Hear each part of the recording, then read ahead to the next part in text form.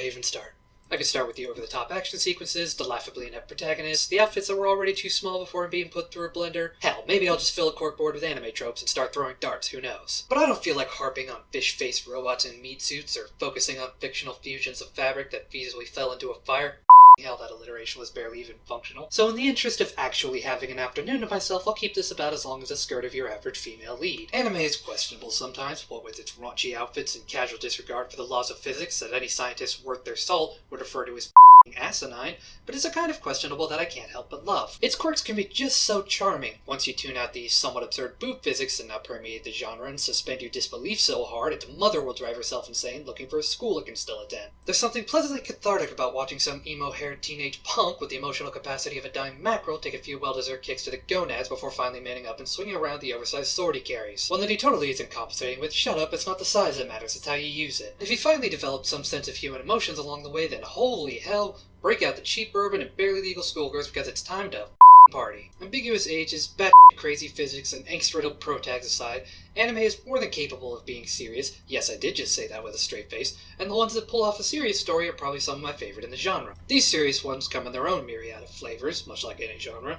and the two flavors I always find myself going back to are somewhat wacky and humorous, but still serious, that'd be your Cowboy Bebops, and deadly serious with an occasional side of heartfelt emotions, that'd be your Psycho-Passes with the occasional erased. See, I've long been of the mindset that animation in general should be used as a more serious medium alongside its wacky and insane counterparts, and Japan seems to be the only animation industry doing this regularly, so kudos, Japan. I say this because I truly believe animation can tell stories in a way that live action just can't do. At least not without that jarring disconnect between computer generation and live action. Cough, cough. Every Michael Bay Transformers movie, cough. The exceptional non-wacky stories are few and far between, sadly, as anime has this annoying tendency to default to absurd craziness every time it shows an even remotely coherent thought. But it's the ones that embrace this wackiness and run with it like an Olympic sprinter taped to the back of a cheetah that are just so charmingly bonkers that you find yourself lost in them and loving every minute of it. For a specific example, I'll use Kill la Kill, which is just so bananas, but by the end of it I hardly even noticed the fact that the protagonists were all wearing fetish outfits and totally accepted the excuse of they're wearing these because of actual plot reasons. The insanity never lets up, whether it's in the writing or the action sequences, and by the end I found myself having to recover my jaw from the basement, that's how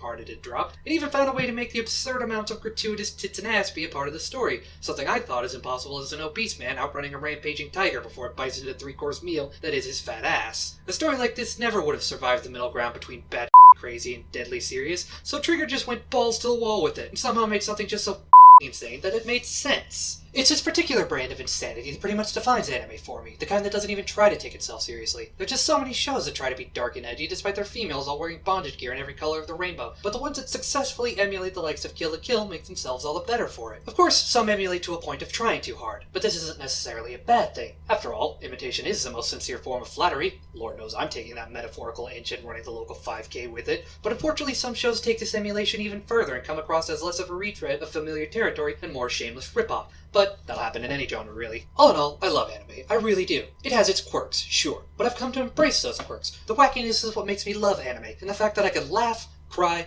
froth with rage, and curl up in despair over the course of a single series is something that I just haven't been able to experience outside of it. Sure, there are a few exceptions to that statement, but they're so few and far between that it hardly matters. Love it or hate it, anime is a staple of modern animation, and if you try to wait it out, you'll probably get married, have kids, die, and then they'll have kids and die, all the way down until your family name finally dies too before anime kicks the bucket. Now, if you'll excuse me, I'm going to pick a random anime and play a good old game of down a shot every time a pair of tits bounce when they don't need to. Don't worry, I have 911 on speed dial.